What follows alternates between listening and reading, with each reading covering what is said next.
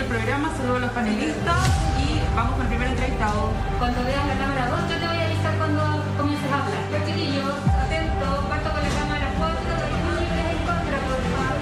Hola, ¿te tengo que dar la posición? Ok. 20 segundos,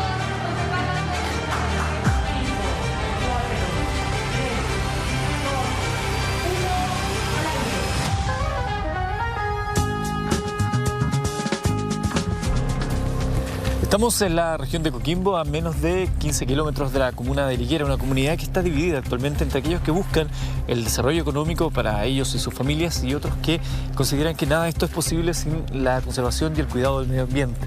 Detrás de estas lomas podría estar ubicado el polémico proyecto minero y portuario llamado Dominga. A 16 kilómetros de la localidad de La Higuera y al costado de la Ruta 5, en esa zona estarían emplazados los dos rajos del proyecto minera Dominga, cuya inversión sería de 2.500 millones de dólares. Más de 400 metros de profundidad y más de 1 kilómetro de diámetro tendría cada uno de estos piques mineros, de los que se pretende extraer durante sus 26 años de funcionamiento 12 millones de toneladas de concentrado de hierro y 150.000 de cobre anuales. Esto sería transportado por ductos de 26 kilómetros que llegarían al terminal de embarque ubicado en la localidad de Totoralillo Norte, lugar donde también estaría la planta desalinizadora que extraerá agua del mar para que la mina opere.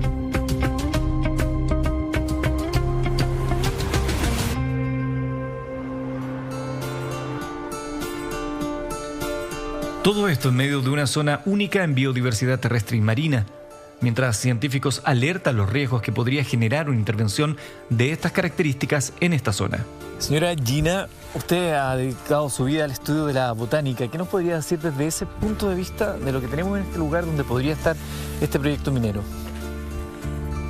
Dentro de las zonas áridas de la cuarta región, este es uno de los lugares más diversos en cuanto a vegetación en este corredor de la cordillera de la costa. ¿Qué especies podemos encontrar acá? Acá tenemos aproximadamente unas 500 o más especies diferentes. Dentro de ellas hay varias que están con serios problemas de conservación. Las científicas Gina Arancio y Solange Vargas han dedicado parte de su vida a estudiar la diversidad de especies que hay en la zona terrestre, donde estaría emplazado el proyecto Dominga. Los guanacos. Los guanacos son muy sensibles a las explosiones, a la cantidad de gente, a los vehículos. Entonces van a desaparecer, no sé a dónde, o los van a matar. Hay una cantidad de, viste tú, unos lagartos. La fauna está poquísimo estudiada. Hay unas arañas pollitos, unas grandes. Todo eso, al remover esto, va a desaparecer. Si hablamos de animales grandes, como el guanaco o el puma, ellos en general ante perturbaciones se pueden desplazar. Pero al desplazarse también tienen otros posibles impactos, digamos, indirectos. Por ejemplo, tener que obligarse a atravesar rutas y ser atropellados por las rutas que rodean este sector. Pero también se pueden exponer al acercarse a asentamientos humanos a mayor contacto con las personas, por lo tanto quizás o caza furtiva o ataques por perros, por ejemplo. Entonces eso es el caso de los animales grandes, pero los otros animales que no se pueden desplazar o que por ejemplo los loros que tienen sus colonias ahí, se van a ver afectados en tanto a su reproducción, probablemente con la alimentación, por la disponibilidad de alimentos.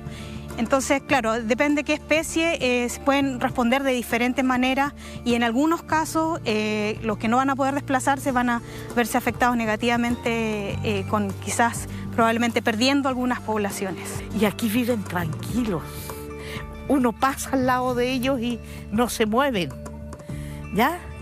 Los zorros, igual, toda esa fauna que hay acá, va a ser muy, muy complicado para ellos.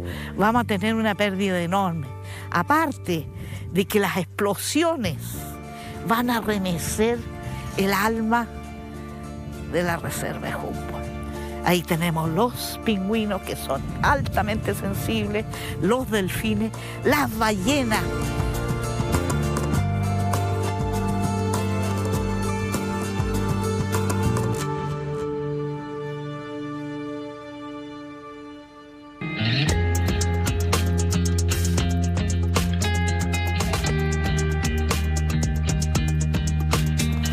Ahora estamos en la tercera región, particularmente en un lugar llamado Chañaral de Aceituno. Desde aquí saldremos porque queremos conocer en detalle, junto a un grupo de científicos, cuál es la riqueza de la biodiversidad y de lo que se protege acá, en este rincón que forma parte del archipiélago del Pingüino de Humboldt.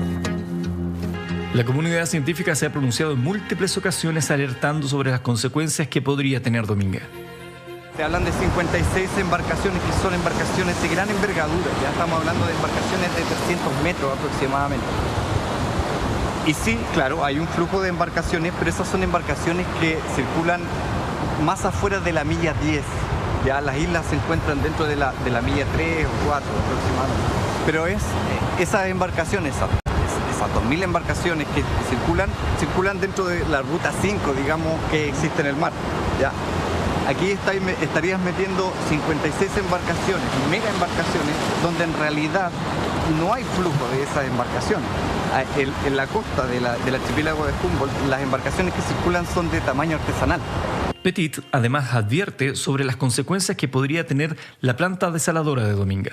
Esta desaladora, esta captación de agua, está justo donde toda esta alta productividad se genera. Entonces, ¿cuál es el efecto que podría tener una desaladora?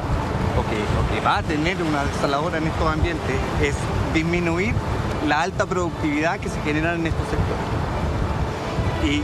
Y estos sectores, por ejemplo, que están al sur del archipiélago de Humboldt, son los que alimentan de larvas, ya los organismos marinos que viven en el fondo, se reproducen normalmente y generan larvas, ¿ya? Generan larvas que se unen al plancton, y este plancton deriva con las corrientes, ¿cierto? Y como las corrientes vienen de sur a norte, todo esto alimenta todo el resto del archipiélago. Y aquí en el archipiélago de Humboldt se encuentra el 80% de la población mundial del pingüino. Esta es una especie que ha sido ícono y es la razón del establecimiento de estas áreas marinas protegidas que ha traído tantos frutos para la localidad. Y es una especie que está en problemas de conservación. Entonces, las reservas y el cuidado de este ambiente es fundamental para que esta especie pueda seguir manteniéndose en el tiempo, ¿cierto? Esta especie nidifica en todas las islas del archipiélago. Y hay sitios de anidamiento que son súper importantes para la especie aquí, que están justo enfrente donde se podría desarrollar el proyecto de Dominga, ¿ya? Se menciona que se podría haber afectado la nidificación del pingüino, ya los procesos de postura de huevos y el desarrollo en sí de los pingüinos. Pero no se menciona cómo va a afectar el tráfico, por ejemplo, de embarcaciones dentro de las áreas de forrajeo, de alimentación de los pingüinos. Los pingüinos se alimentan, según unas publicaciones que sacaron unos colegas hace poco tiempo, en promedio a 20 kilómetros de donde tiene sus zonas de nidificación. Entonces, ahí de nuevo volvemos a las escalas espaciales que estábamos conversando. 20 kilómetros es el promedio, pero hay pingüinos que se han visto alimentándose a 41, 42, incluso muchos más kilómetros. Entonces, no solo va a estar afectando las zonas de nidificación, sino que también va a estar afectando las zonas de forrajeo.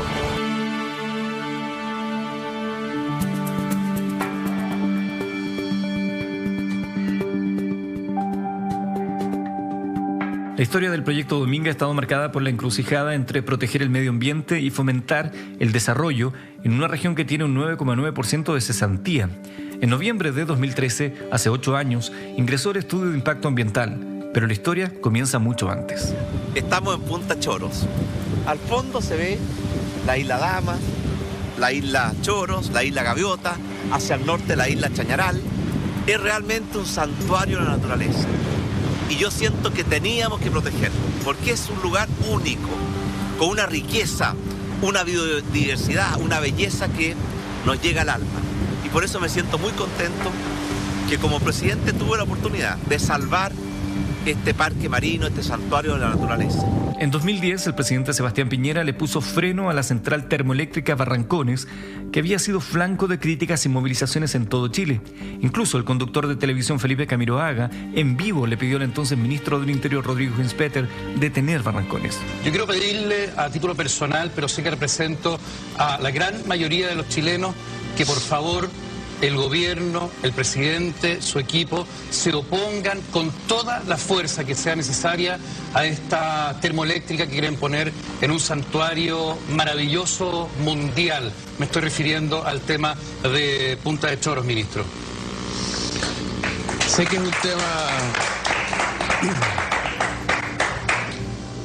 es un tema muy sensible, Felipe, y vamos a conversarlo con el presidente de la República. Y así fue, saltándose la institucionalidad ambiental a través de una negociación hecha por el empresario Juan Claro a petición de Sebastián Piñera, se dio fin a la termoeléctrica. De acuerdo a una investigación de Radio Bio Bio, en ese entonces, la familia del presidente era accionista y socio mayoritario del fondo de inversión que controlaba Andes Iron, la sociedad matriz del proyecto Dominga. Sus familiares habían ingresado en 2009 al proyecto y salieron en diciembre de 2010, mientras era presidente, en una transacción que le implicó ganancias a la familia Piñera de más de 20.000 millones de pesos, 11 veces más que su inversión inicial en el proyecto. La verdad es que el presidente Piñera jamás ha tenido participación en Andes Iron y a mí me gustaría dejarlo absolutamente claro. Eso, ni él ni sus... Ni él ni su familia, no. ni... Perfecto. Sin embargo, ayer un reportaje de CIPER y La Voz reveló los vínculos de la familia Piñera Morel y el proyecto Dominga, cuya transacción se realizó en las Islas Vírgenes Británicas. En el marco del caso Pandora Papers, investigación global hecha por más de 600 periodistas, del que tuvieron acceso a 11,9 millones de documentos, se logró esclarecer los secretos de los paraísos fiscales y las fortunas ocultas de los superricos. Para entonces, Sebastián Piñera ya era presidente y fue Nicolás Noguera, el gerente general de su Family Office Bancard, quien puso la firma en un contrato que fijó 3 millonarios pagos por 138 millones de dólares. El último pago dependía de decisiones administrativas de su propio gobierno. 9,9 millones de dólares se pagarían siempre y cuando la zona no fuera declarada parque o reserva o área de protección ambiental. Una definición que Sebastián Piñera nunca otorgó a pesar de las reiteradas solicitudes de ONGs. Esta cláusula abre una nueva arista respecto del conflicto de interés en el que habría incurrido el presidente Sebastián Piñera para asegurar una transacción que en un 90% se realizó en los paraísos fiscales con una ganancia de 1000%. Este presidente que nunca tuvo, ni tampoco ningún miembro de mi familia tiene participación alguna en Minera Dominga. Así que, ¿cómo puede haber un conflicto de interés por alguna participación que ocurrió hace más de 10 años y que terminó hace más de 10 años? Actualmente, la familia de Carlos Alberto Delano, amigo íntimo del presidente Sebastián Piñera, es propietaria del 75% de la empresa Dominga. Delano fue condenado a clases de ética en el caso Penta, uno de los juicios de financiamiento ilegal de campañas que desnudó la incestuosa relación entre el dinero y la política. Delano controlaba Penta cuando se detectaron pagos irregulares del holding entre el año 2010 y 2011 por 42 millones de pesos al ex subsecretario de Minería Pablo Wagner. La Fiscalía interpretó estos hechos como un posible soborno para favorecer la tramitación del hasta hoy controversial proyecto minero. Era tan estrecha la relación que el 8 de julio de 2010, en ese entonces el vicepresidente de Andes Iron, Pedro Ducci, yerno del Choclo Delano, escribía al subsecretario Pablo Wagner. Estimado subsecretario, espero que te esté yendo muy bien en la pega nueva. Como te comenté, estamos involucrados en un mineral de hierro. El yacimiento podría ser uno de los más grandes encontrados en los últimos 10 años en Chile. Estimado Pedro, qué bueno lo del proyecto del mineral de hierro. Feliz de juntarnos mañana y en lo que les pueda ayudar. Acá estamos para servirlos. Un abrazo, Pablo Wagner. Estimado Pablo, hemos seguido adelante con el proyecto de Hierro Dominga. La Seremi de Minería de la Cuarta Región nos ha apoyado bastante. Nos pidió si podíamos coordinar una reunión contigo para mostrarte los avances del proyecto. Juntémonos los 3 el viernes, después con el resto. No hay forma de buscar una vinculación entre estos pagos que recibió Wagner con una ayuda o apoyo a Dominga. Finalmente, la Fiscalía absolvió por el delito de cohecho a Wagner, pero lo declaró culpable de delitos tributarios y enriquecimiento ilícito.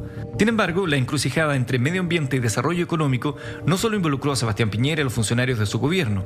En 2017, tras el rechazo del proyecto Dominga en el Comité de Ministros del segundo gobierno de Michelle Bachelet, el jefe de Hacienda, Rodrigo Valdés, y el ministro de Economía, Luis Felipe Céspedes, renunciaron al gabinete. Meses antes se había dado a conocer que en 2014 la hija de la presidenta Bachelet, Sofía Enríquez, había adquirido un terreno en la comuna de La Higuera a 12 kilómetros, donde se construiría Dominga. Dejen a mi hija tranquila porque ella no tiene nada que ver con esto.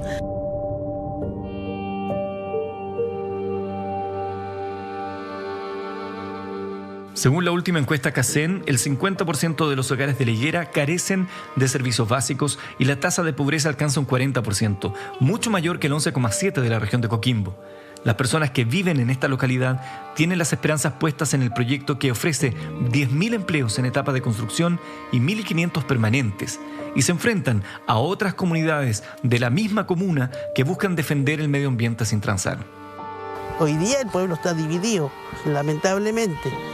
Y hay casos en que nosotros no podemos nombrar Dominga porque inmediatamente las familias se separan. Hemos tenido que llegar a unas conversaciones de que no vamos a nombrar eso porque esa palabra, solamente decir esa palabra, nosotros nos separa.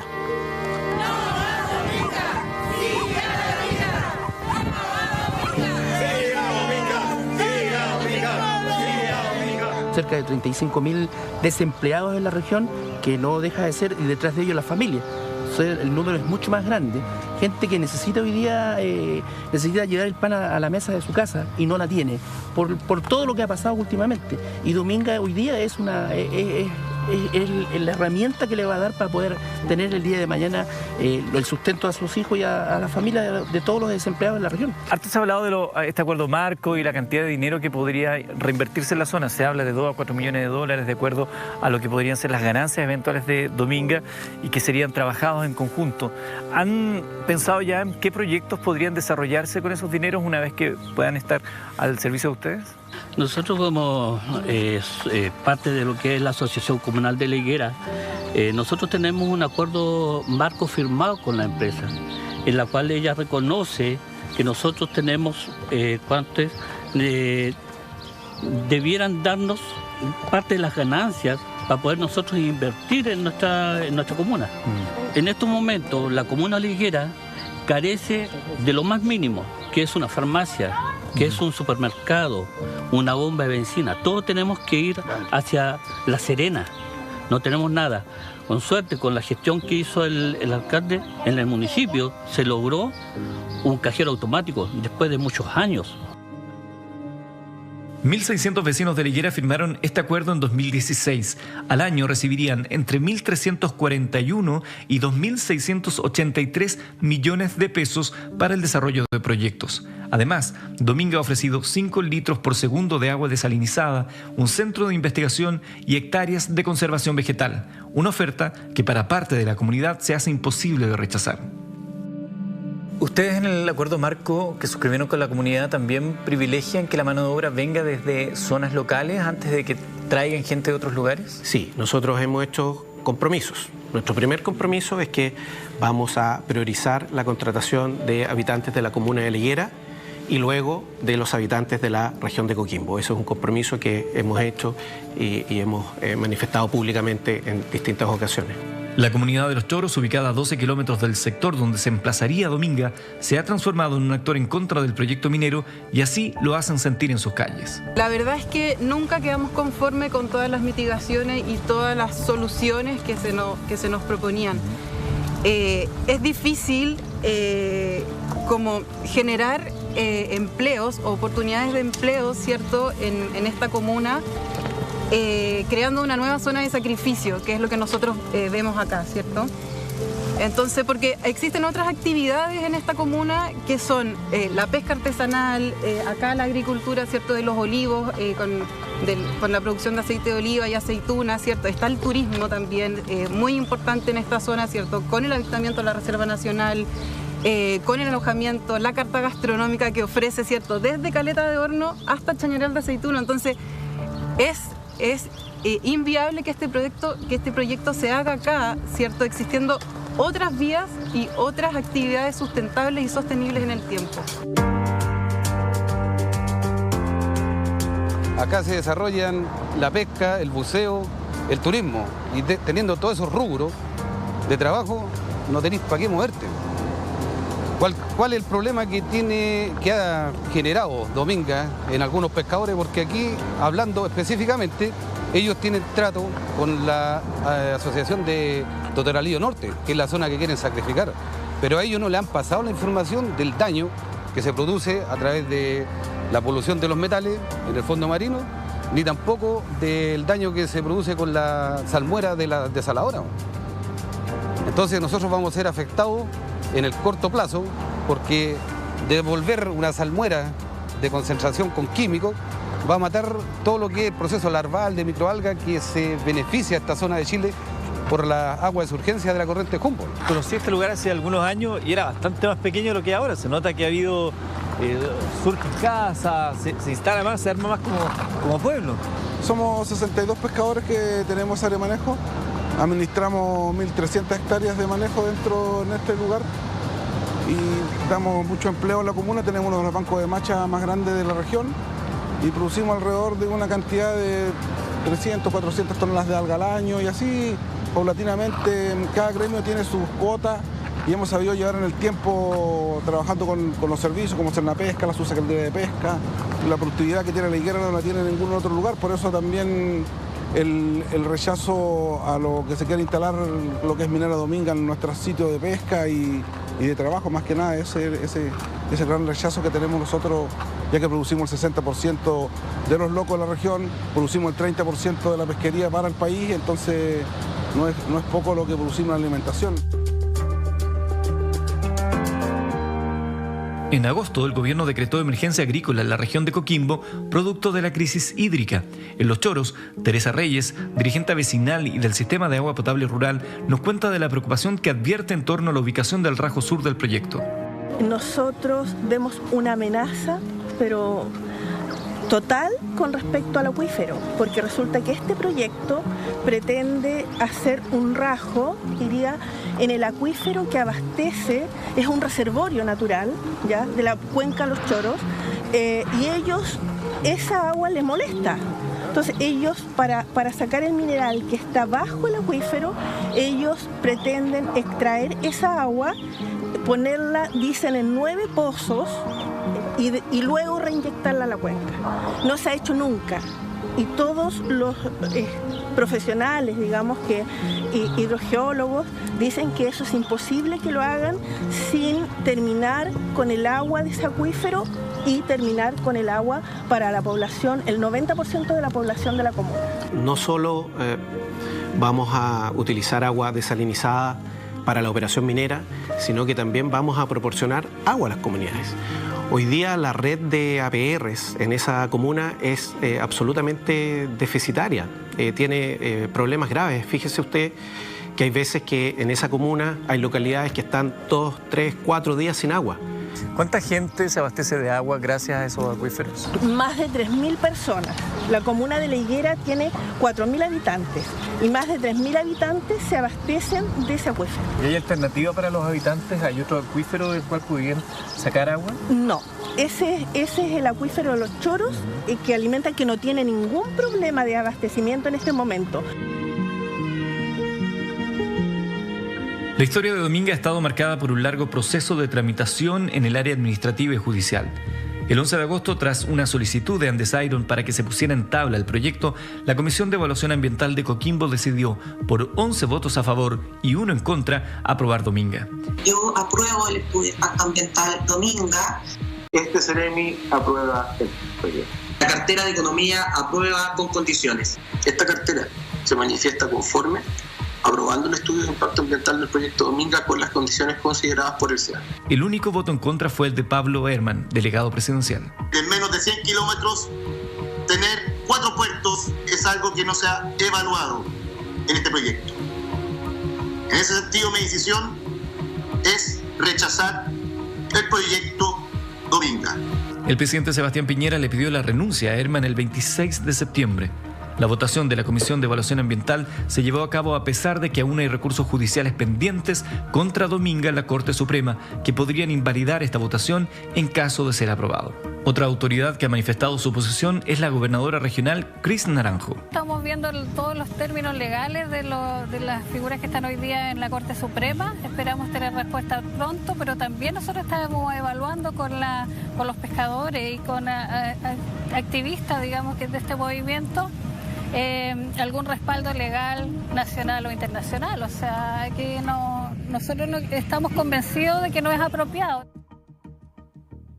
Tras aprobarse en la Comisión de Evaluación del Proyecto Minero, el 14 de septiembre se notificó la publicación de la Resolución de Calificación Ambiental de Dominga en el Diario Oficial, y el 28 de octubre vence el plazo para la presentación de reclamaciones ante el Comité de Ministros.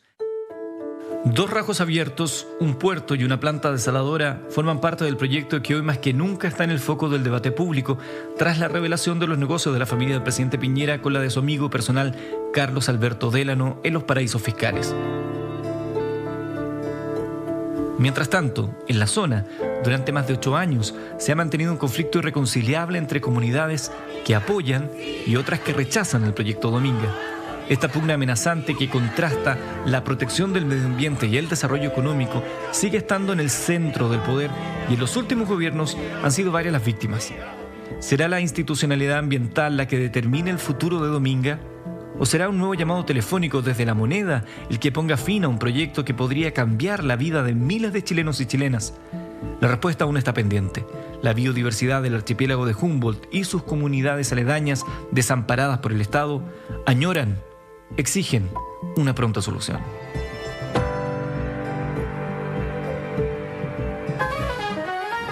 En instantes, analizamos los nuevos antecedentes de Pandora Papers con el abogado y constituyente Mauricio Daza. Muy buenas noches, la bienvenida es a una nueva edición de Pauta Libre. Estamos en la red, jornadas noticiosas, momentos noticiosos. Soy Paula Molina, el saludo es para todos y todas quienes están en este momento conectados con la red y por supuesto también para quienes me acompañan en el estudio. Como siempre, el panel es de lujo, la compañía es de calidad. Alejandra Matus, muy buenas noches. Buenas noches, Paula. Muy buenas noches para Yasna Levin.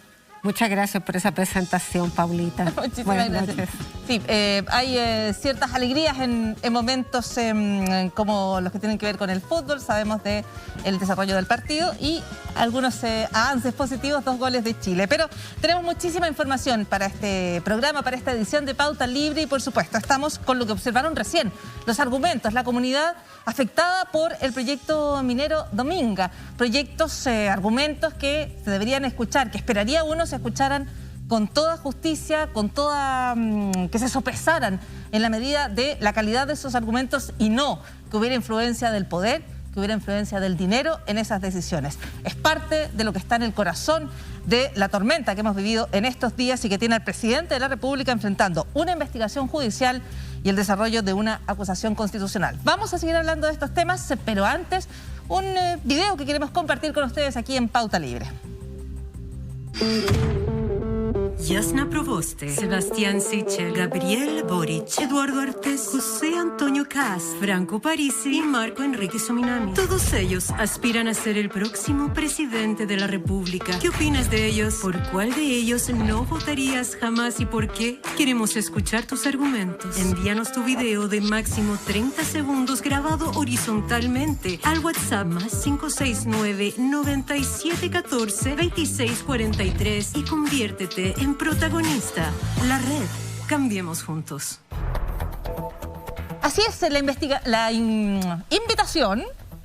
es a que todos y todas puedan ser protagonistas en la red. Ya sabemos quiénes son las candidaturas, quienes aspiran a ocupar la presidencia de la República. Yasna Proboste, Sebastián Sichel, Gabriel Boric, José Antonio Kast, Eduardo Artés, Franco Parisi y Marco Enríquez Ominami. ¿Cuál es tu opinión de esas candidaturas?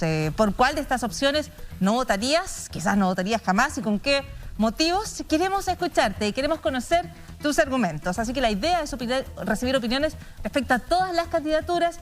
Envíanos tu mensaje, máximo 30 segundos, grábalo horizontalmente. El WhatsApp es +569 9714 2643. Conviértete tú en protagonista en la red, porque si tu mensaje queda seleccionado, te llamaremos.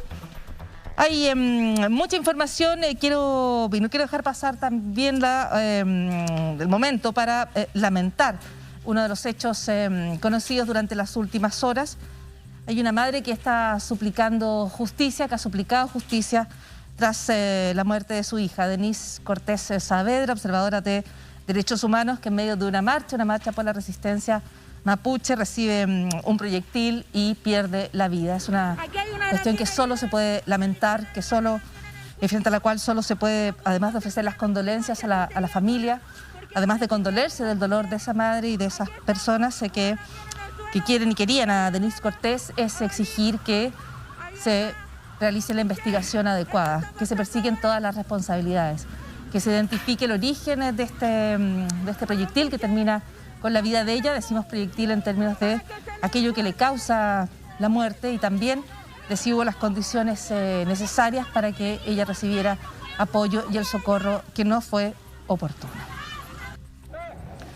Hay muchísimo para hablar. Tenemos además invitados en estudio. Recibimos al constituyente y abogado Mauricio Daza. Muy buenas noches. Muchísimas gracias por la invitación. Muy buenas noches. Buenas noches, Mauricio.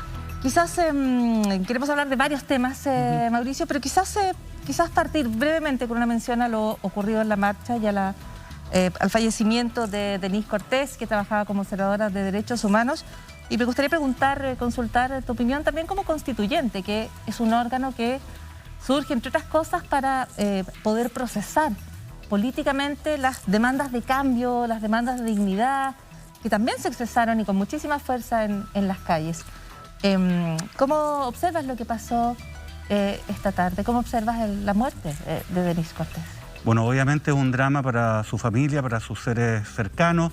Hay muchos abogados que han realizado labores de observación precisamente para resguardar lo que es el cumplimiento de estándares de derechos humanos, que muchas veces la verdad que no se cumplen. Y es muy importante dejar registro de esto, ¿eh? Y eso es algo que se ha embarcado una cantidad importante de personas, no solamente abogados, observadores de todos ámbitos. Y obviamente cuando ocurren estos hechos son especialmente lamentables. Ahora, dentro del ámbito de la Constitución, una de las reformas que yo creo que son de las más trascendentes, pero que no han recibido mucha atención, tiene que ver precisamente con la reforma necesaria al sistema de administración de justicia. La verdad que nosotros tenemos un sistema que no es eficaz y que no cumple con los estándares mínimos. En una democracia, lo único que puede aspirar, ya en el siglo XXI, en un país occidental que se supone democrático, es que el sistema de persecución penal a lo menos esclarezca la verdad de lo que sucede respecto de determinadas imputaciones. Ese es el mínimo y debe ser el objetivo del proceso penal, por ejemplo, en este caso. Y eso no se cumple, ¿no? Y yo creo que tiene que ver con un diseño institucional que está mal construido y que solamente genera incentivos para los efectos de establecer una suerte de cultura de impunidad en muchas áreas. Y yo creo que para terminar con esto tenemos que hacer una reforma profunda. Yo creo que precisamente lo que vamos a lograr en este ámbito, terminar con la carrera judicial, terminar con la jerarquía judicial, terminar con algo que es absurdo. Chile es uno de los únicos países a nivel mundial, por lo menos occidentales, insisto, en el siglo XXI, en que todos y cada uno de los jueces son nombrados por el presidente de la República. Lo que es realmente una cosa increíble. Claro, se nombra a partir de una propuesta que viene del Poder Judicial, pero eso va generando incentivos muy nefastos, porque muchas veces los jueces que están en esas ternas tienen que buscar vías, medios, entre comillas, alternativos para poder, de alguna manera, impulsar sus nombres frente a la autoridad política de turno. Y eso va generando una cultura. Tenemos que terminar con eso para tener una justicia que esté al nivel de lo que nosotros esperamos. Así que es una de las materias que también nos tenemos que abocar en lo que es precisamente la reforma, o más bien más que reforma, ¿no? Algo mucho más profundo, una nueva constitución para nuestro país. O sea, tú lo enfrentas desde el punto de vista de las posibilidades de responder a la mamá. Cuando pide justicia, tú dices, tiene que ver con una reforma para un sistema que efectivamente entregue respuestas. Solo un apunte, desde el gobierno de Carabineros se plantea que la observadora de derechos humanos fue alcanzada por un fuego artificial. Esa es la información que se tiene hasta ahora respecto a la causa del deceso. Sí, Mauricio, buenas noches. Ya que estamos hablando del juicio y los cuestionamientos que merece la Fiscalía en los distintos ámbitos. El caso de la minera Dominga y la investigación que se ha decidido abrir también muestra que más allá de la cosa juzgada, más allá de la prescripción, lo que ocurrió con la investigación inicial es que no se investigó. Y usted mismo lo ha dicho cuando señala que el fiscal Guerra fue un formidable agente de impunidad para esta causa. ¿Podemos entonces tener alguna expectativa de que esta nueva investigación sí va a prosperar? ¿No será más bien una manera de expiar culpas por parte del fiscal Abbott sin ninguna voluntad real de llegar a buen puerto? Yo creo que es difícil avanzar con la causa si uno lo ve de una manera bien fría, ¿no? Porque ¿qué es lo que ocurrió acá? Hubo una investigación. Empezó con una querella de Hugo Gutiérrez, donde básicamente se planteaba el caso de Exalmar, que también es un capítulo bastante oscuro, donde la imputación era grave. Se decía de que Sebastián Piñera había accedido a información en su calidad de presidente de la República respecto al resultado del juicio de La Haya, donde Chile perdió, ¿no?, una zona importante de territorio marítimo, ¿no?, y que eso le permitió a él obtener ganancias porque él tenía inversiones en pesqueras peruanas que precisamente operan en la zona sur del Perú, norte de nosotros, y que obviamente iban a haber aumentado, digamos, sus operaciones a partir de este juicio cuyo resultado fue favorable a Perú. Y en ese contexto aparecieron los antecedentes de Dominga. Y fíjense, Hugo Gutiérrez amplió la querella, ¿no? Y el fiscal Manuel Guerra, ¿no?, que era la persona que estaba a cargo de la investigación, realizó algunas diligencias. Y en ese contexto viene toda esta discusión de los últimos días, ¿no?, donde se acompaña por parte de la defensa de Piñera un conjunto de antecedentes, dentro de los cuales había un acuerdo en español suscrito en octubre del año 2010. Y en ese acuerdo, que era un acuerdo simplemente de voluntad, no era un contrato, no un acuerdo, aparecían las condiciones de venta de la participación que tenía en el negocio Dominga, la familia Piñera, a precisamente Carlos Delano, el histórico y gran amigo, ¿no?, de Sebastián Piñera. Y ahí aparece entonces precisamente que uno de los pagos dependía de que no se estableciese un estatuto especial de protección a la zona donde iba a operar Dominga. Y esto es un acto que finalmente depende del gobierno de turno que en ese momento era de Sebastián Piñera, cuya familia se iba a beneficiar precisamente de que no se hiciese ese acto, ¿no?, declarar esta zona bajo un estatuto de protección especial. Entonces esa información estaba. Ahora, ¿qué es lo que ocurrió? El fiscal Manuel Guerra, ya sea porque no tenía la voluntad o la competencia o ninguna de las dos para los efectos de poder hacer una investigación seria acerca de esta materia, la verdad que lo dejó pasar, ¿no? Y nadie reparó mucho en la causa respecto a esta materia. Pero lo que apareció ahora en el Pandora Papers es otro antecedente, que es el contrato, no el acuerdo hecho en octubre del año 2010 en español acá en Chile. Apareció ya el contrato que genera obligaciones, que obviamente contiene también esta misma condición, esta misma cláusula. Pero el contrato tiene algunos antecedentes nuevos, ¿no? No exactamente la cláusula, porque esa cláusula ya estaba, pero lo que sí sabemos es que fue firmado en un paraíso fiscal, ¿no?, y que además genera obligaciones concretas. Ahora, ahí está la discusión, ¿no?, y nosotros lo hemos visto en la prensa. La defensa de Piñera dice, da lo mismo, porque es el mismo antecedente, da lo mismo donde estaba contenido, si un acuerdo previo o en el contrato. Lo importante es la información, y la información estaba. Y hay otros quienes dicen que no, pues. El contrato era importante porque eso es lo que genera las obligaciones. Por eso le pregunto, si parece ser que tampoco hay grandes sorpresas en el paper de Pandora. Ya esta eventual cohecho se había configurado en la medida que había un compromiso de evitar que se declarara reserva natural esta zona. 3 comas más, traducción en inglés o en español, no parecen hacer la diferencia. Si lo que llama la atención es que fiscal Guerra no lo investigó, como usted dijo, por voluntad, por competencia, pero hay un reportaje de CIPER que, además de junto con la bota haber revelado este antecedente, después hace un seguimiento pormenorizado de cada una de las audiencias que hubo durante ese juicio y nadie menciona este antecedente. Entonces, ¿qué pasó ahí? Porque hay demasiadas partes involucradas.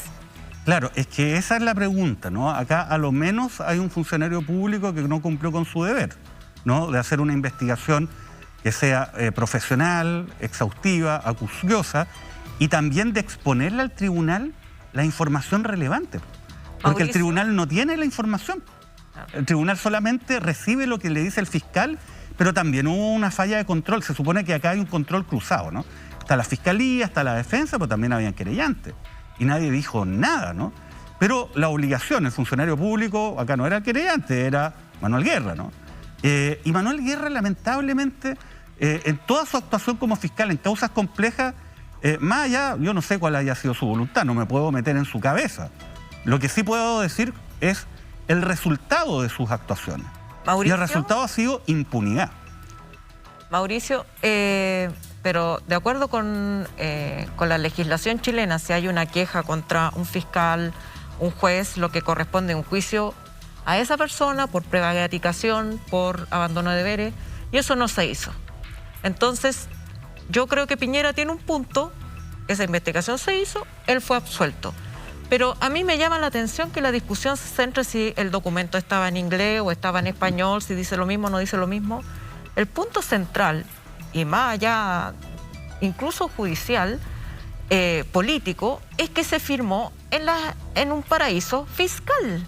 O sea, tenemos un presidente que hace negocios en un paraíso fiscal y según sus propias palabras en un programa, los paraísos fiscales existen para evadir impuestos, para ocultar fortunas. ¿Por qué no se pone el acento en eso? ¿Por qué se pone el acento si es el mismo contenido, si no el mismo contenido? ¿Por qué no se pone el acento en... ¿Podemos tener presidentes que hagan operaciones en paraísos fiscales? Tienes toda la razón en el sentido de que lo realmente novedoso del contrato es el lugar donde se firma, ¿no? Que es un paraíso fiscal. Eso puede tener un efecto tributario, pero de nuevo tenemos un problema de diseño institucional no que solo es tributario, grave. Está el tema que lo levantó, me parece, Alejandro Guillier, de que pone en riesgo la honorabilidad de la institución de la República ante la comunidad extranjera. O sea, estamos a la altura de presidentes nigerianos, de presidentes que, digamos, poco democráticos, que Putin también está en la lista, ¿no? Que sacan, gracias a las dificultades de control de esas sociedades, fortunas completas fuera de sus países. Claro, mira, tomo un poco lo que está diciendo Alejandra para hacer un análisis un poquito más global, que tiene que ver con lo siguiente. Acá se le está colocando mucha ficha a la causa criminal. La verdad que yo no lo hago. ¿Quiénes están detrás de la causa criminal? Jorge Abbott. Jorge Abbott, la persona que ha desmantelado todos los casos vinculados al financiamiento ilegal de la política. Marta Herrera, que ha estado en la unidad anticorrupción viendo en la primera línea cómo todas estas causas se van también desmantelando y cerrando una a una. Son lo mismo. Entonces, claro, sale el fuego artificial y después queda en clase de ética. Sí, pero mira, cuando se coloca tanta atención en la causa criminal, entonces es un buen argumento para desviar la atención de aquello que sí podría prosperar, que es la acusación constitucional, que es la imputación política. Claro. Porque la imputación criminal no solamente tiene por sí misma, ¿no?, un parámetro muy alto, ¿no?, que es parte de las garantías y derechos de todos los ciudadanos vinculados precisamente con lo que es la acción del Estado en materia penal. Muy lento, además. Es muy alto, el estándar es muy alto en materia penal. Sin embargo, uno, en una democracia, tiene que tener un estándar distinto respecto de la evaluación de los funcionarios públicos que el que no cometan delitos, ¿no? O sea, eso, claro, el parámetro mínimo, claro, es otro, ¿no?, que respeten el principio de probidad. Entonces, a mí me da la impresión de que se está cargando mucho el tema penal, porque ese tema penal yo creo que es difícil que prospere. No solamente por las dificultades de la cosa juzgada, que podríamos discutirlo, el sobrecimiento, sino también en la práctica. ¿Cuál es la institución que está investigando estos hechos? Una institución que no ha sido capaz absolutamente de poder llevar a juicio, salvo excepciones. Acá hay que reconocer el equipo de Jimena Chong en el caso Corpesca, ¿no?, que en contra viento y marea llevaron este caso adelante y ahí están los resultados, pero es algo muy excepcional. O sea, en el caso de Abbott, eso sería más bien una maniobra política para reivindicarse justamente por todos estos cuestionamientos previos. O sea, yo le tengo muy poca fe a esa causa, sinceramente, habiendo litigado todos los casos de financiamiento ilegal de la política. Pero se le pone mucha atención a esto y ya yo he escuchado voces decir, mire, ¿sabe qué? No, la acusación constitucional ya no. Si esto está en tribunales, esto está en la fiscalía. No, pues es una forma de sacarse el bulto. Si miramos el caso Enjoy, también el gobierno le dio su bendición a que el caso fuera a la Contraloría y la Contraloría termina diciendo, bueno, el presidente no tiene nada que ver, pero la Contraloría no tiene herramientas para investigar como investigaría un fiscal. El fiscal Abo ha sido nombrado por el sistema político y, digamos, no hace mucho nos enteramos de todas las comidas y todas las reuniones que tuvo para ser nombrado. Entonces, no hay una institución en Chile con el músculo suficiente para investigar al presidente de la República, digámoslo. O sea, yo creo que el músculo está, pero para mover el músculo se requiere voluntad. Sí, pero es que la realidad... Y ese es el tema. O sea, la verdad es que nosotros... Bueno, es uno de los cambios que también tenemos que avanzar, ¿no?, en lo que es la nueva Constitución. Necesitamos un nuevo Ministerio Público donde personas como Jorge Abbott y Manuel Guerra no tengan lugar, no tengan un espacio, ¿no? Al revés, ¿no? Necesitamos un Ministerio Público que realice su labor de una forma verdaderamente autónoma. Y desde esa perspectiva necesitamos también contar con un sistema de designaciones de cargos y funciones que no dependa de la amistad con el fiscal regional de turno o con la autoridad de turno, ¿no? Que haya un análisis de mérito que lamentablemente al interior de la Fiscalía no está. Hoy día, la verdad que hay un consejo de fiscales regionales, que son los que manejan, junto con el fiscal nacional, el Ministerio Público, que es una camarilla que se van rotando. Es una cosa realmente increíble. Las sillitas calientes. Las sillitas musicales. Entonces, la verdad que esas cosas las tenemos que empezar a cambiar de verdad. Ahora, respecto del tema de Piñera, insisto, no porque exista una causa criminal, acá no se debe perseguir la responsabilidad política, porque como tú bien lo dices, la responsabilidad política se puede concretar, por ejemplo, por faltas graves a la probidad. ¿Qué duda cabe que Sebastián Piñera ha colocado el interés personal suyo y de su familia en términos económicos por sobre el interés general del país? No cabe duda, yo creo que para gran parte de la ciudadanía. Bueno, ahí hay una causal para acusación constitucional. Colocar, ¿no?, en riesgo, más que en riesgo, ¿no?, afectar gravemente el honor del país. Bueno, con sus conductas obviamente lo ha hecho. Entonces, yo creo que también tenemos que centrarnos ahí y no darle una excusa a aquellos que de alguna manera están buscando algún argumento para no cumplir con su responsabilidad en el Congreso Nacional y en la acusación constitucional en contra de Piñera. Mauricio, solo una pausa. Quiero poner palabras que espero que no sean de inocencia, sino que más bien de esperanza y quizás optimismo en términos de que se ha decretado prisión preventiva para dos ex generales directores de Carabineros por los delitos financieros, económicos. Quiero decir, la justicia en Chile, uno no podría decir que no se mueve nunca o jamás, y existe señales que tú lo mismo has dicho, el trabajo de la fiscal Chong.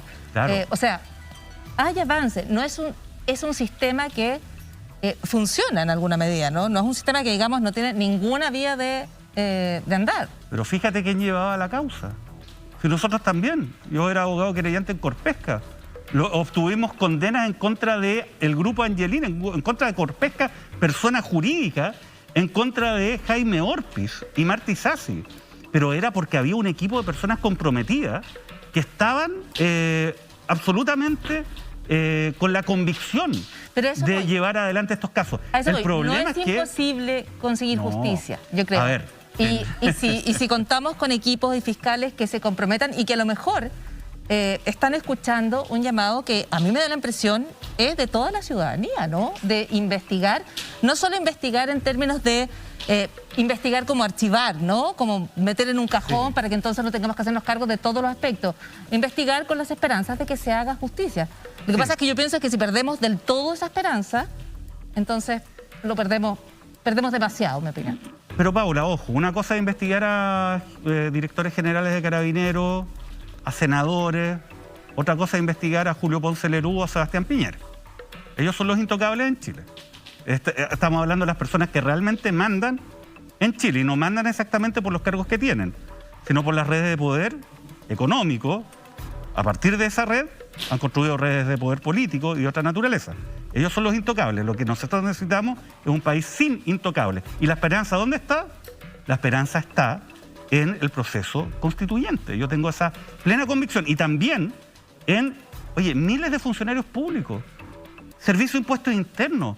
El presidente de la Asociación de Funcionarios salió a decir, nosotros no nos vamos a prestar para que acá haya una operación de impunidad respecto a eso. Yo creo que se requieren las reformas al sistema que están en manos de la Convención Constituyente, pero también creo que hay funcionarios públicos que hacen su trabajo y fiscales que yo espero sepan tomar en sí las demandas urgentes, por ejemplo, de aclarar y llegar a la verdad respecto a cómo actuó el presidente respecto a Domingo. Pero mi pregunta quiero hacer otra pregunta respecto al momento constituyente. No, solamente respecto de la aplicación de justicia, porque Mauricio dice hay 2 intocables, son hartos más. A lo menos, ¿no? Yo que me quedé corto con la lista. No, sí entiendo la metáfora, pero hay un segmento socioeconómico intocable y hay una desigualdad brutal en la administración de justicia. Sí. Entonces, efectivamente, hay veces que funciona, pero para los pobres, para las personas que pueden haberse pirateado un CD, bueno, eso ya no se hace, pero a mi edad todavía tengo ese recuerdo, y después mueren en el incendio de una cárcel porque estaban presos. O sea, la desigualdad es muy brutal en términos de aplicación de justicia. Claro, no es solamente un problema de las normas, yo creo que tenemos precisamente, insisto, ¿no?, una institucionalidad que coloca los incentivos de muy mala manera. Y eso genera y ha generado una cultura institucional de impunidad respecto a los delitos graves, sobre todo de corrupción, cometidos por altos empresarios y altas autoridades. Entonces, yo creo que eso lo tenemos que empezar a cambiar precisamente modificando esta institucionalidad, y el proceso constituyente es una gran cosa. Y ojo, yo creo que sinceramente gran parte de la ciudadanía y gran parte de los funcionarios públicos son personas decentes, ¿no? Eso uno no lo puede decir respecto a una determinada élite. El problema es que esa élite es la que finalmente es la que manda y gobierna nuestro país. Paula, ¿me permites una pequeña pregunta? Hay en la acusación constitucional también se argumenta que no se puede porque estos actos fueron en la administración anterior. Pero hay un acto en este gobierno que es haber llamado extraordinariamente a volver a votar el proyecto de Dominga, que había sido rechazado en el gobierno anterior. ¿Por qué no se pone el acento en esa actuación presidencial que es de este mandato? La verdad que lo desconozco, habría que preguntarle a quienes estaban escribiendo esta acusación constitucional. Y te agrego otra cosa, acá se dice no, nosotros no podemos perseguir a Piñera respecto de la acusación constitucional porque todos estos hechos ocurrieron en su primera administración. Si estamos hablando de faltas a la probidad, oye, acá hay una conducta que es una omisión, que se mantiene hasta el día de hoy, que no es decretar, que es no decretar este estatuto especial de protección respecto al área del archipiélago Humboldt y toda el área donde va a operar Dominga. Además de haber aprobado el proyecto en el Consejo Regional. O sea, ahí tienes una omisión y tienes una acción. Y eso ocurre hasta el día de hoy. Habría que preguntarse por qué renunció todo el equipo económico de la presidenta Bachelet cuando esto fue aprobado. Rechazado. O sea, rechazado. Cuando el proyecto se rechazó, renunció todo el equipo económico. Entonces, ¿cuál era el punto de principios tan profundo como para descabezar un equipo económico completo? Bueno, es que lo que pasa es que estos intereses son transversales y eso lo hemos visto permanentemente, ¿no? Y acá no hay que confundirse, ¿no? Esto no tiene un color político. Y bueno, por eso mismo hay que enfrentarlo con más decisión.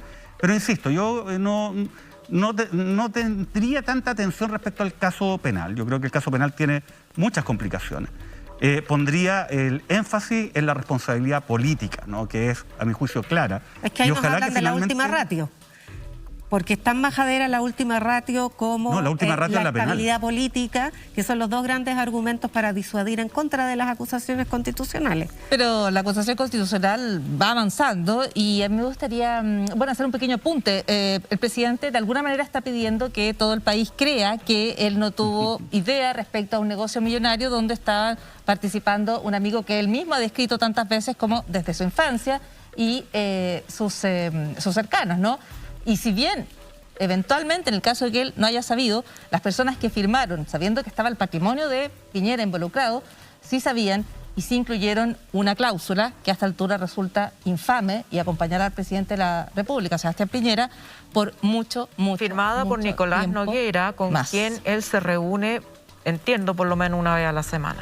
La última pregunta que quería plantearte, Mauricio, es ¿cómo crees tú que influye, afecta de alguna manera al desarrollo del trabajo constituyente un presidente bajo acusación constitucional con los efectos que representa? Bueno, yo creo que en términos concretos no debiese afectarnos demasiado, pero sí creo que esto ilustra la necesidad de hacer reformas profundas al sistema político. Yo creo que quizás Sebastián Piñera está colocándole la tumba a la presidencia de la República tal y como la conocemos hoy día. ¿Al sistema presidencial? Exacto. Yo creo que hay voces que se han levantado de manera muy fuerte para señalar que quizás sería bueno avanzar a un sistema parlamentario, ¿no? Separar, ¿no?, la jefatura de Estado de la jefatura del gobierno. En un sistema parlamentario Piñera no sería presidente hace rato, ¿no? Eso es evidente. Y creo que es un régimen que permite dar mayor estabilidad a partir de también un mayor dinamismo. Y nuestro país está maduro para avanzar en esa dirección. Así que creo que desde esa perspectiva puede ser relevante, pero no creo que Sebastián Piñera, en términos más sustantivos, sea alguien importante para los efectos del proceso constituyente chileno. Salvo cuando le cierra la llave de los recursos. Claro, ahí él trata de ser importante a través de la manera más burda posible, ¿no? Como siempre, pero creo que el proceso constituyente supera con mucho la figura de Sebastián Piñera.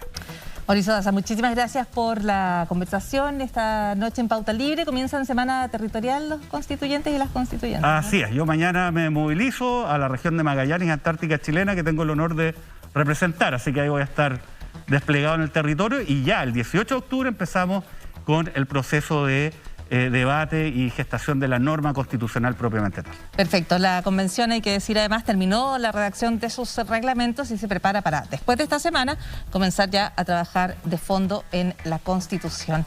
Muchísimas gracias, Mauricio Daza. Muchas gracias a ustedes por la invitación, que estén muy bien. Muy buenas noches. Nos vamos a una pequeña pausa aquí en Pauta Libre. Tenemos más entrevistas. Ya está listo nuestro próximo entrevistado aquí en el programa. Seguimos después de este pequeño corte. En instantes, conversamos con el constituyente Fernando Atria sobre el delicado escenario que enfrenta el gobierno.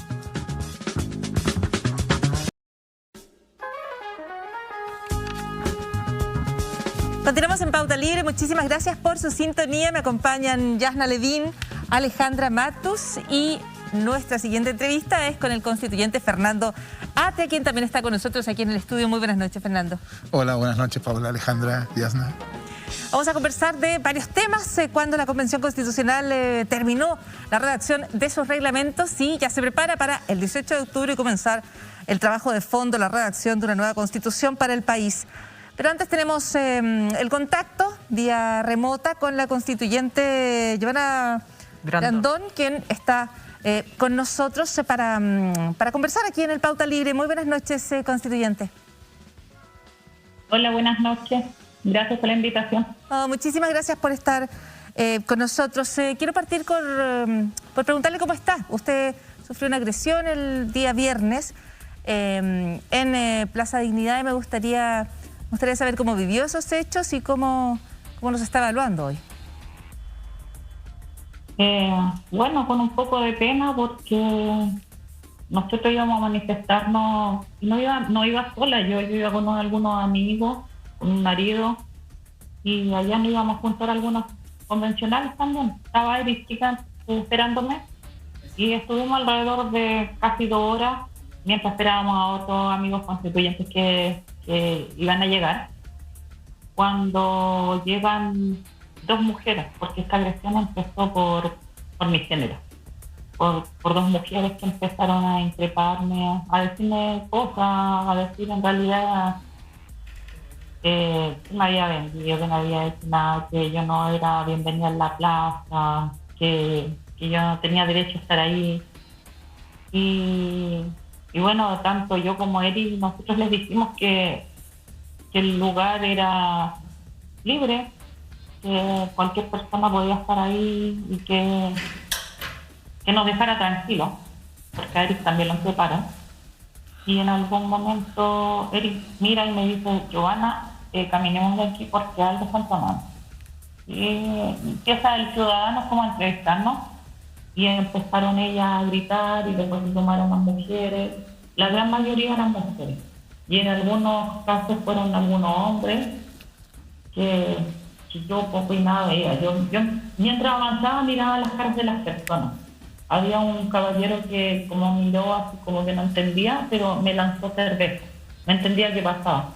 Y lo mismo pasó, había gente que yo sí sentía que como que me tocaban el hombro. Tranquila, me dijo, porque te estamos cuidando. Y se ponía gente como por detrás a resguardarme para que no me llegara nada. En realidad no me llegó nada. Solamente 2 veces cerveza, que fue el último video donde se acerca una señora y me empieza a dar vueltas de cerveza, en realidad, encima del pelo, y me agarran como la mascarilla. Y en ese momento yo siento que mi marido le toma la mano y después de conversar con mi marido me dice, yo le dije a la señora, ¿qué le pasa? ¿Por qué le tira cerveza? Y ella dice, es que no sé, pero por algo le están funando. Entonces, el ver que cualquier persona, sea amigo o cualquier persona de este país, o donde sea, que te acuse de cualquier cosa y la gente reaccione de esa forma, sin tener mayor certeza de lo que está pasando o por qué, pero reaccionan de esa forma, eso me da pena. Yo le decía a mi marido, eso es lo que me da pena. Una, que hayan sido mi mismo género, mujeres que son las primeras en salir a manifestarse contra la violencia de la mujer y que reaccionen de esta forma. O sea, ¿en qué nos convertimos o en qué nos estamos convirtiendo? Yo creo que eso es lo que más a mí me dolía. Bueno, y me duele todavía. El de estar de eso. Que estábamos tranquilos, eran 2 horas que estábamos. Giovanna, usted fue agredida el día 1, el día 4 de julio cuando se constituyó. Todavía no habían aceptado los cargos porque se tuvo que interrumpir la ceremonia porque había actos de manifestaciones y protestas. Usted fue agredida ese día incluso. ¿Qué es lo que piensa usted que está ocurriendo con las manifestaciones? ¿Cree que se han ido desvirtuando? ¿Cree que están infiltradas? ¿Qué percepción tiene? Porque además usted dijo, hay gente que ya no se atreve a ir a Plaza de la Dignidad. Claro, por el miedo, pero yo creo que las manifestaciones hay de todo tipo de personas. Jóvenes que le han pasado muy mal, jóvenes del Sename, que yo les decía en algún momento, me decían cuando yo estaba, cuando estaban esas manifestaciones bonitas, pacíficas, siempre se acercaban algunos y me decían, no venimos a sacar fotos con la farándula. Y yo les decía, ya. Y me decían, yo les decía, ¿sabes, cabros? Que uno se viene a manifestar como lo siento. Yo sé que ustedes la han pasado re mal, pero ya está. Hagamos las cosas de otra forma.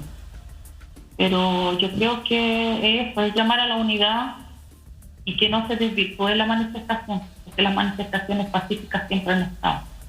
Y a veces por estos hechos que de repente no se entienden, y yo creo que lo mejor es esas 2 mujeres que se acercaron a entreparme y que empezaron todo, yo creo que van a hacer un mea culpa, igual como yo lo hice en su momento, y uno es ser humano, uno se equivoca, entonces uno puede reflexionar y hacer las cosas. Cuando pasan estas cosas uno trata de que la siguiente vez no pasen y tratar de remediar eso. Entonces no, yo creo que hay que esperar. Giovanna, ¿tú crees que la abogada que falleció aparentemente y según la información disponible hasta este minuto por un fuego artificial aparentemente lanzado por los mismos manifestantes, es una víctima de esta distorsión del sentido de las manifestaciones? Es que yo no sé, yo he visto videos y es medio confuso, porque yo vi una declaración que dio la mamá de ella. Bueno, darle mis condolencias a la familia de Denis Cortés, porque es doloroso porque ella iba a ayudar, a apoyar, y que le haya sucedido esto, no. Yo no sé si fue de bomba lacrimógena o fue porque dicen que es bomba lacrimógena y que fue artificial, porque la mamá dice que tuvo una herida en la zona del cuello y más abajo del pulmón. Entonces, yo creo que van a tener que buscar videos de todos los ángulos para saber bien cómo fue, y que los culpables que tengan que pagar, pero mientras no cambiemos las leyes en este país, estas leyes blandas, va a seguir sucediendo impunidad. Yo creo que eso es lo principal que el rol que vamos a tener que cumplir como convencionales, es exigir que las leyes se cambien y que sean efectivas y que sean igual para todos. Así es. Giovanna Grandón, muchísimas gracias por este contacto con Pauta Libre. Tenemos algunos problemas de audio, pero hemos podido escuchar su testimonio y sus reflexiones en torno a los hechos que vivió durante el día viernes, y sus reflexiones también respecto a la muerte que se lamenta hoy de Denise Cortés Saavedra. Muchísimas gracias y muy buenas noches. Buenas noches, gracias. Hasta un próximo encuentro. Ahí estaba la voz de la constituyente Giovanna Grandón, que habla de, entre otras cosas, Fernando, y hay muchos temas para conversar, pero me gustaría una primera reflexión respecto a una cuestión que se ha mencionado bastante, y que es esta cultura de la funa. Y ella describe este momento en el cual recibe una agresión, le están lanzando cerveza en el pelo, y dice, ¿por qué me están atacando? Y la persona responde, bueno, porque la están atacando, entonces yo no necesito saber nada más, sino que sumarme a este ataque contra esta persona.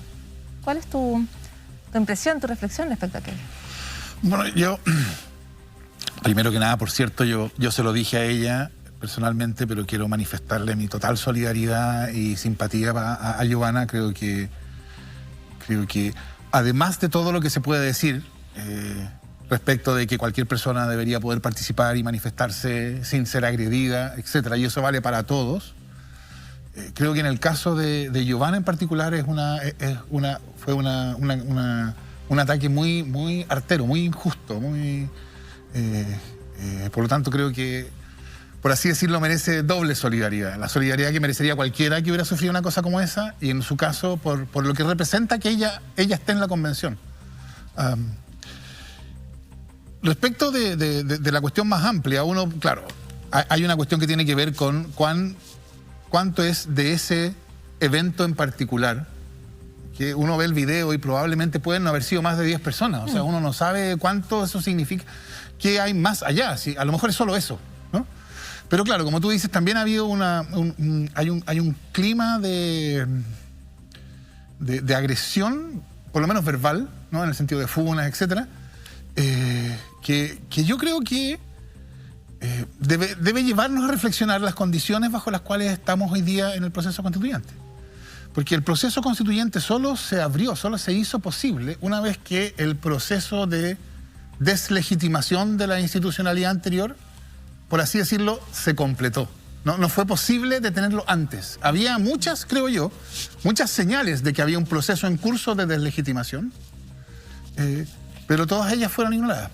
O no se pudo actuar a tiempo. Yo recordaba a propósito de estas cosas cuando se hablaba de nueva constitución hace algunos años, y cuando todavía era posible decir que eso era fumar opio, ¿no? La respuesta estándar entonces era no hay una situación de crisis institucional, entonces la nueva constitución no es el tema. Y lo que yo pensaba y decía entonces, y lo sigo pensando ahora, bueno, pero ¿es razonable esto decir, esperemos a que haya una crisis institucional? Bueno, eso fue lo que terminó pasando. Esperamos hasta que la cuestión hiciera crisis. Y eso quiere decir hasta que el proceso de deslegitimación se completó. Y eso se manifiesta en desconfianza respecto de lo que hacen los tribunales. Ustedes estaban conversándolo con Mauricio Daza antes. Desconfianza que no es gratuita, o sea, que tiene, por supuesto que tiene fundamento, pero desconfianza en lo que hacen los tribunales, desconfianza en lo que dicen los medios, desconfianza generalizada, ¿no? Y claro, ante esa situación, una forma de manifestación, y con esto, por cierto, yo no estoy validándolo ni nada parecido, estoy tratando de entenderlo, es esta actitud de, bueno, ya que no hay otra manera de reaccionar bueno, funemos. Ahora hay una cuestión aún más grave por mencionar cuando una persona pierde hoy la vida en una manifestación, en una situación donde uno observa que per se el derecho a manifestarse de manera pacífica no está bien resguardado en Chile porque, entre otras cosas, deben circular figuras que hagan observación de derechos humanos ante las violaciones que se cometieron durante distintas manifestaciones. Y al mismo tiempo hay un incidente donde hasta ahora la versión de Carabineros es que lo que recibe la observadora es la esquila de un fuego artificial. Y todo eso habla de una situación de violencia en una tarde cualquiera, en el centro de Santiago, a 2 cuadras de la Posta. En la Alameda, a 2 cuadras de la Posta. ¿Sabes qué ves allí también? ¿Qué reflexión debería generarnos? Sí, bueno, de nuevo, aparte de las condolencias a la familia de Denise Cortés, por cierto que también hay una cuestión de lo brutal del caso particular. Nadie debería temer ir a una manifestación. Es después de todo ejercicio del derecho básico ciudadano a reunirse, manifestarse, protestar, etc. Pero tiene alguna continuidad con lo que veníamos hablando, ¿no? Estas constantes manifestaciones también son manifestación de la situación en la cual estamos. Yo creo que en este caso, claro, hay incerteza. Yo he escuchado, no sé si ustedes tienen más información, pero yo he escuchado versiones contradictorias, así que no es mucho lo que se puede decir. Todavía, claro. ¿A quién apuntar? Es prudente no adelantarse. Pero creo que quizá precisamente por esto, este puede ser un caso que se aproveche para tratarlo de una manera que, o sea, sería una buena cosa que pasara, digámoslo así, que fuera tratado de una manera en que fuera esclarecido del modo más transparente posible, ¿no? No son cuestiones estas que sean imposibles de hacer, hay protocolos, ¿no? Hay el alto comisionado de las Naciones Unidas tiene una cosa que se llama el protocolo Minnesota, creo que es, ¿no? Que es precisamente para que fija condiciones en las cuales eventos como este pueden ser investigados para satisfacción de todos, cuando las formas institucionales, ¿no? Los procedimientos judiciales, que por supuesto que tienen que continuar también, no gozan de la mayor legitimidad. Entonces creo que sería una buena cosa, espero que sea posible, hacerlo de un modo que marque algo distinto de lo que venía pasando antes. Ahora, este gobierno no se ha caracterizado por su sensibilidad hacia ese problema, así que, pero claro, es lamentable.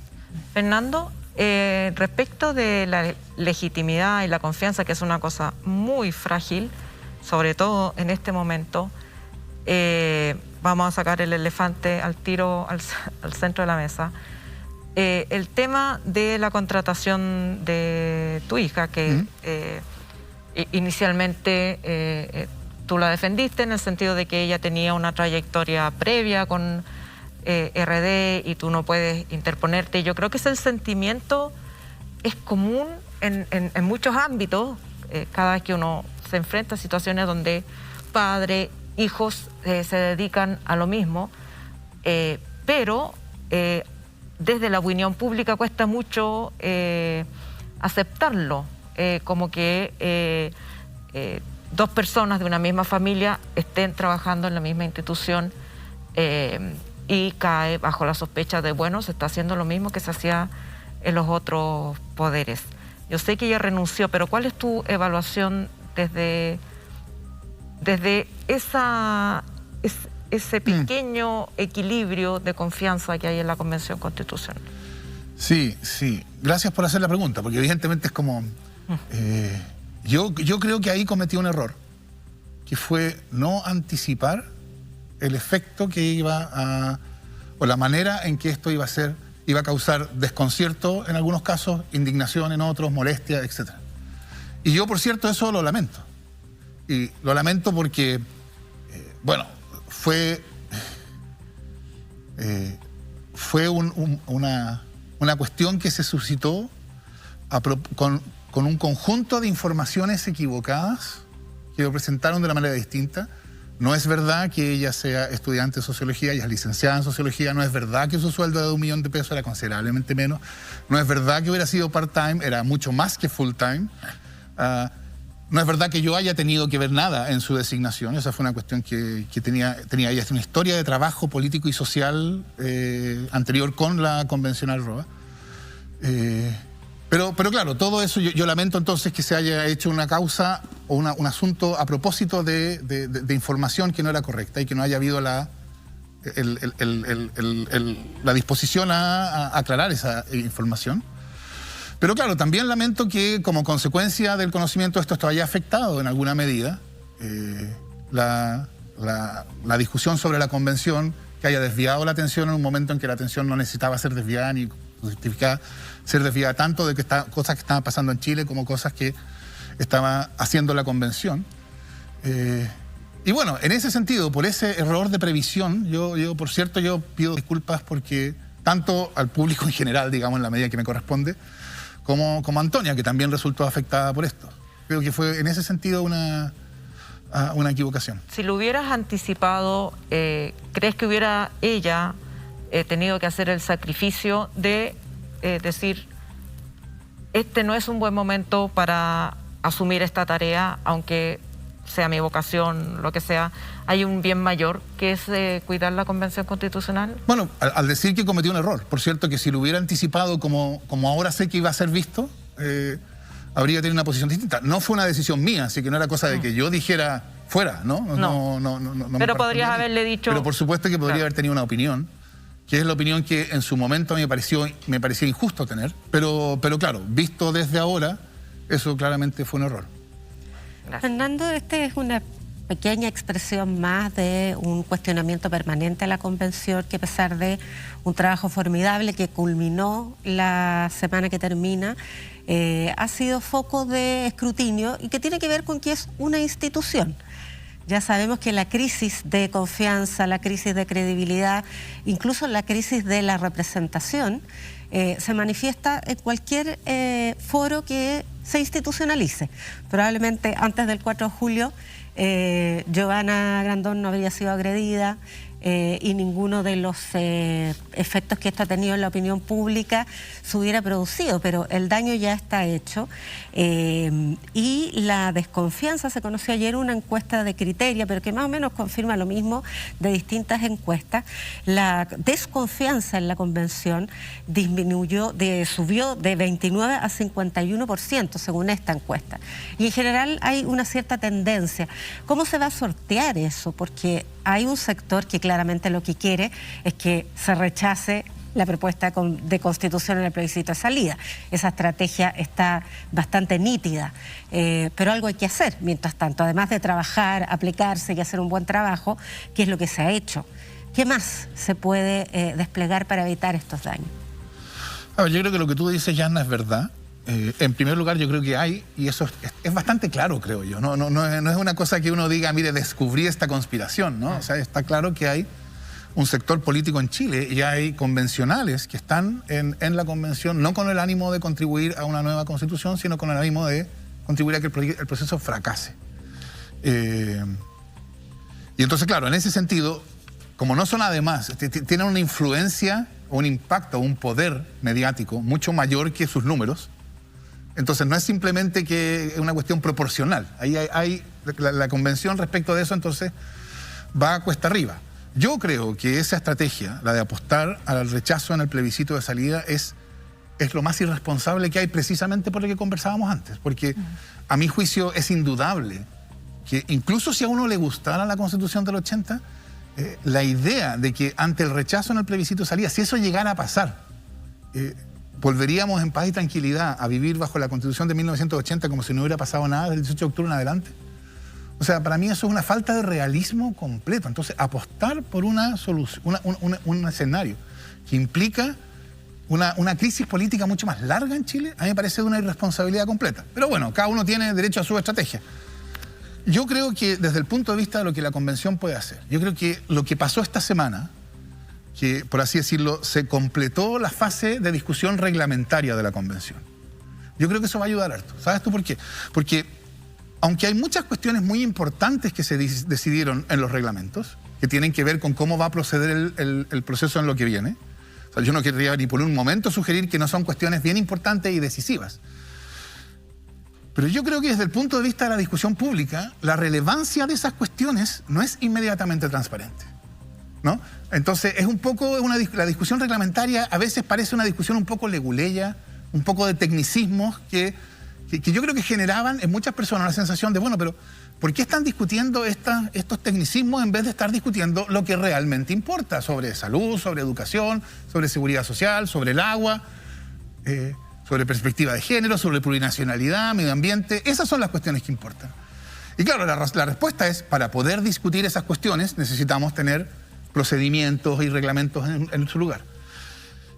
Entonces yo creo que ahora, cuando el 18 de octubre, que es una feliz coincidencia creo yo, comience la discusión constitucional y entonces lo que se esté discutiendo en la convención es lo mismo que las personas esperan que se discuta respecto a la nueva constitución, entonces vean reflejadas la demanda que empujó la nueva constitución desde el principio en la discusión en la convención, yo creo que eso va a ayudar a la convención. Perdón, pero... perdón por hacer un contrapunto ahí, pero yo creo que cuando se empiece a discutir de fondo, entonces sí que van a aparecer los intereses creados que van a ser afectados por cada... Y creo que la hostilidad hacia la Convención Constitucional se va a incrementar. Y pequeños traspiés, pequeñas sospechas de que algo no se hizo bien, de que hubo un convencional o una convencional que hizo algo como la política anterior, se va a extrapolar mucho más. Y por eso me sumo a la pregunta de Yasna. Aparte de discutir y del compromiso que hay con esa discusión de fondo, no sé, ¿hay alguna estrategia colectiva para precaver esos traspiés? Bueno, el reglamento de ética que se aprobó es un reglamento más exigente que lo normal, digamos, ¿no? Y entonces se espera que los convencionales se adecúen a reglas más exigentes que lo normal. La convención también tiene, eso es parte de lo que se discutió, la necesidad de tener una política comunicacional que haga lo más transparente posible lo que está pasando en la convención. Eso es lo que la convención puede hacer. Ahora, los convencionales, los 155 convencionales, no son personas que se distingan por ser mucho más individualmente virtuosos que todas las personas que no son convencionales. Entonces, lo probable es que en un grupo de 155 personas, bueno, se vea de todo, ¿no? Pero claro, tú tienes razón, o sea, probablemente cada traspié va a ser explotado, sobre todo por la prensa hegemónica, y eso es parte del ambiente en el cual la convención tiene que funcionar, no cabe duda. Fernando, respecto a aquellos aspectos del reglamento que han estado quizás más bajo crítica, podemos hablar de la sanción al negacionismo, en una definición que se ha escrito como muy amplia, y podemos hablar también de la intención de llevar ante la Corte Suprema, que es una decisión que impulsa con mucha fuerza el convencional Larraín Mate, el plebiscito. Los plebiscitos, sí. Y de eso queremos preguntarte, pero vamos a tomar una pequeña pausa para seguir aquí en Pauta Libre.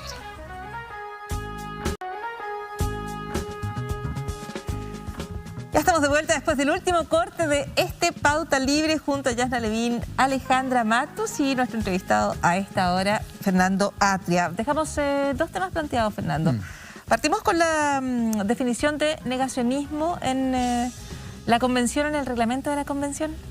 Sí, yo diría dos cosas respecto del negacionismo en el reglamento. Una, que es importante que esté, que haya negacionismo contemplado como una falta, como una infracción. Porque yo creo que es importante separar, o sea, declarar que la conversación democrática tiene límites. O sea, hay quienes se ponen fuera de la conversación democrática. Yo creo, por ejemplo, que quienes simplemente niegan o justifican las violaciones a los derechos humanos ocurridos durante la dictadura están fuera de la conversación democrática. Y esa idea a mí me parece importante de ser enfatizada. Por eso creo que es bueno que era importante la discusión sobre el negacionismo y que quedara en el reglamento. Ahora, lo que quedó en el reglamento, a mi juicio, es demasiado amplio en dos sentidos. Uno, porque se refiere a... usa una fórmula algo así como el que por acción o omisión justifique, niegue, etc.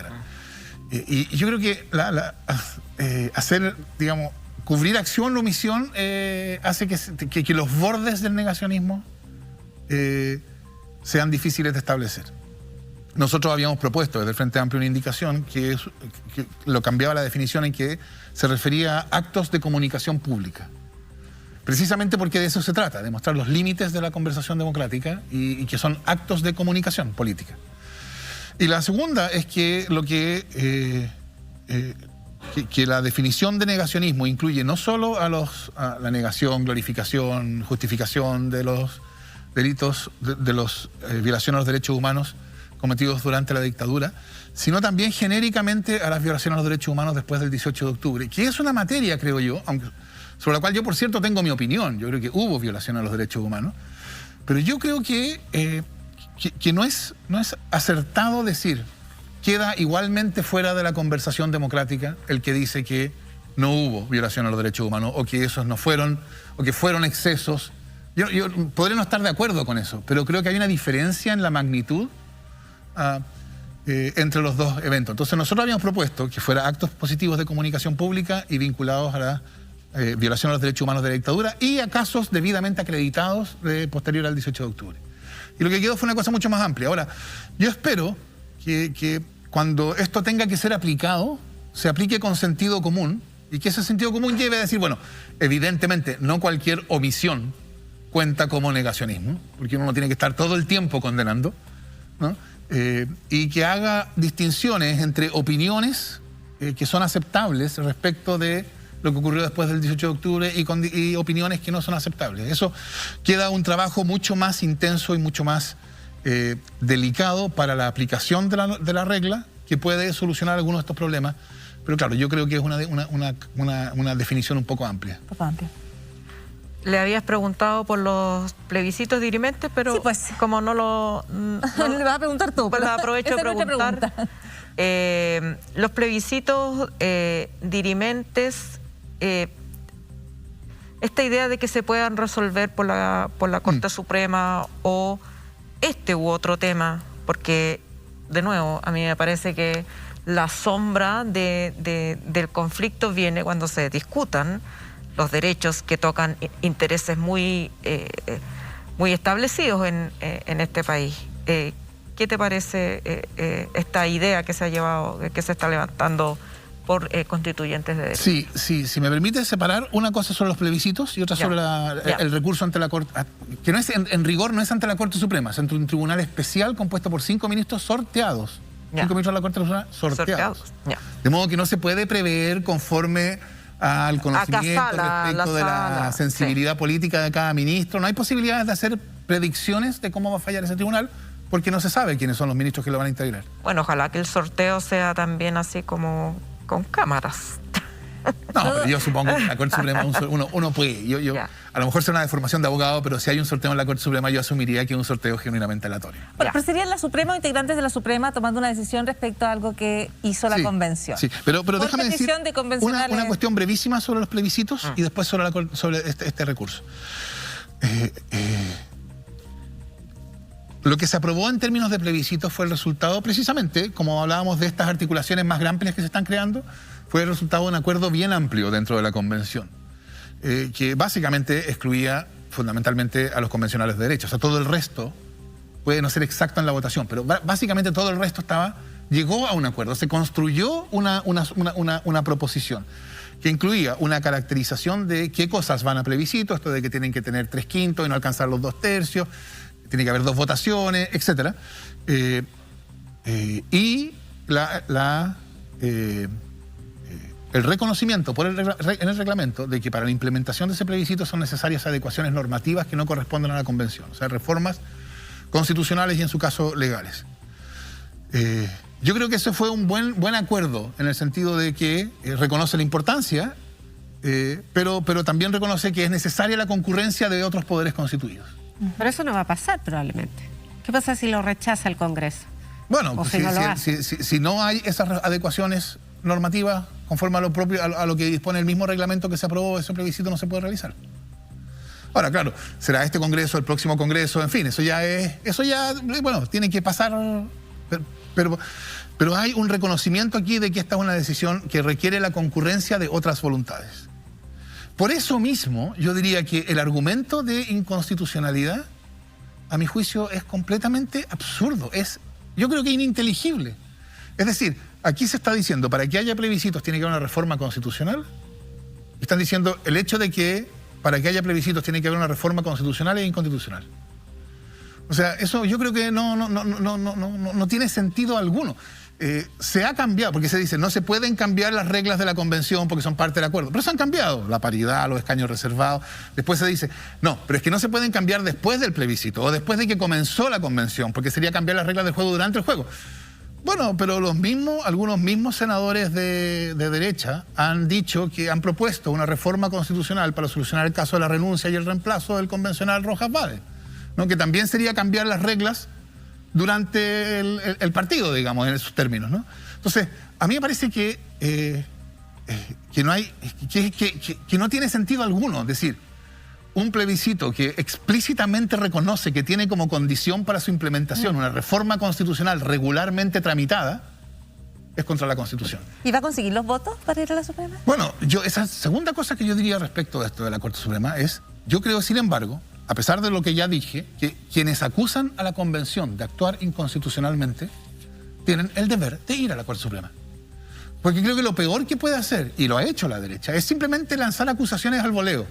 Cuando se votaron los reglamentos, actuaron inconstitucionalmente. Cuando se declaró originaria, está violando la Constitución. Cuando declara sobre los plebiscitos, está violando la Constitución.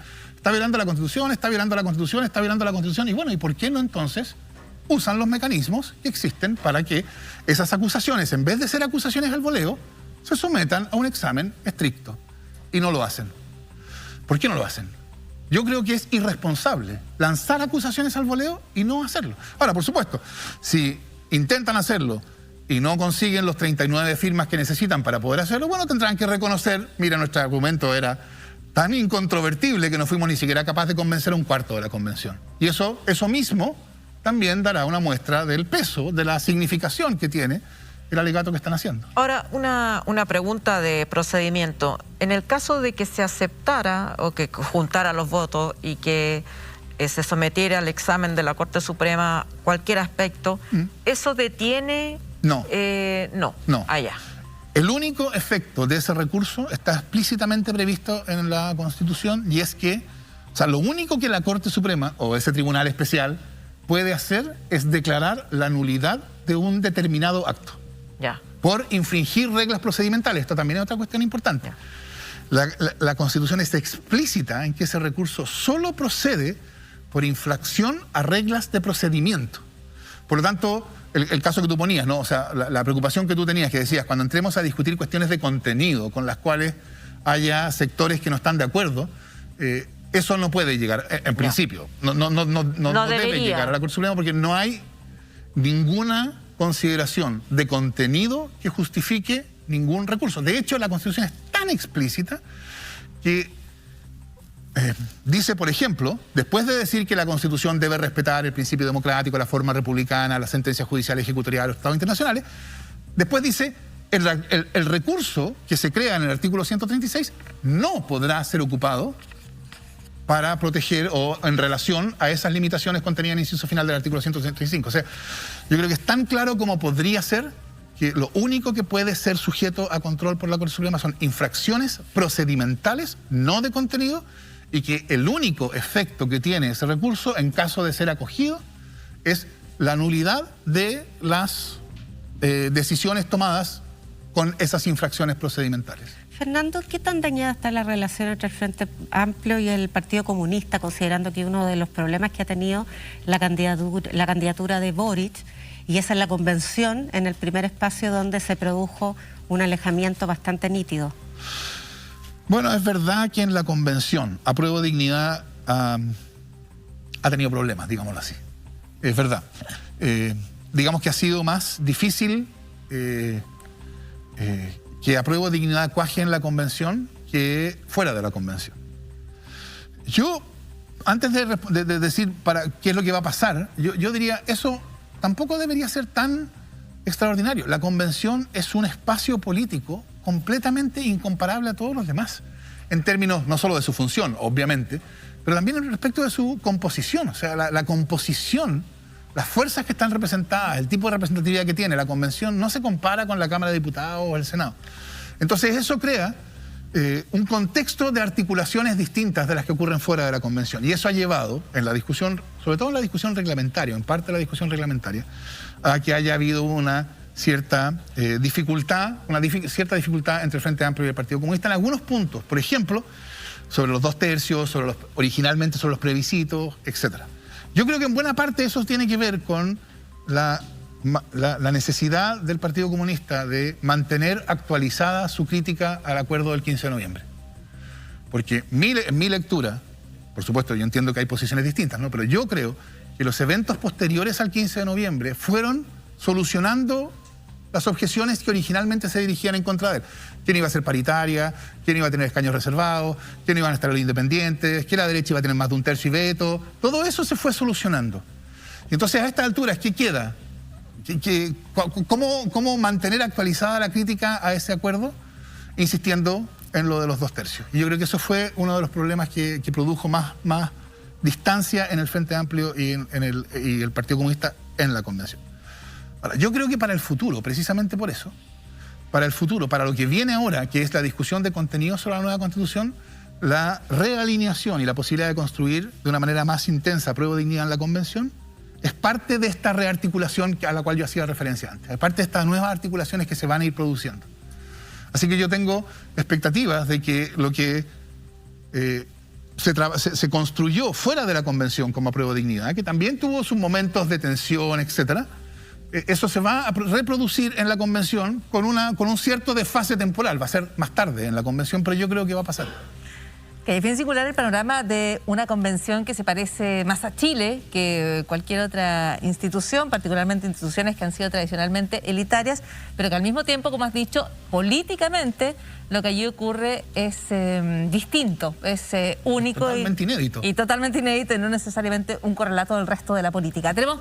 Tendríamos muchísimas otras preguntas, Fernando Atria, pero se nos acaba el tiempo, así que vamos a, además de agradecerte, antes de la despedida, invitarte a ver un adelanto del programa, la edición de mañana de Poder y Verdad, con Mónica González a las 9 de la noche. Este lunes, en Poder y Verdad. ¿Trataste de suicidarte? Lo pensé. ¿Cómo terminó siendo Schaeffer en tu vida? Porque estuvo 5 años en la cárcel. Sí. Murió tranquilo. En la cárcel, pero tranquilo. Sí. Yo siento, obviamente, que se pudo haber hecho más, se debió haber hecho más. Pero créeme que esa frase a mí me tranquiliza. Murió en la cárcel.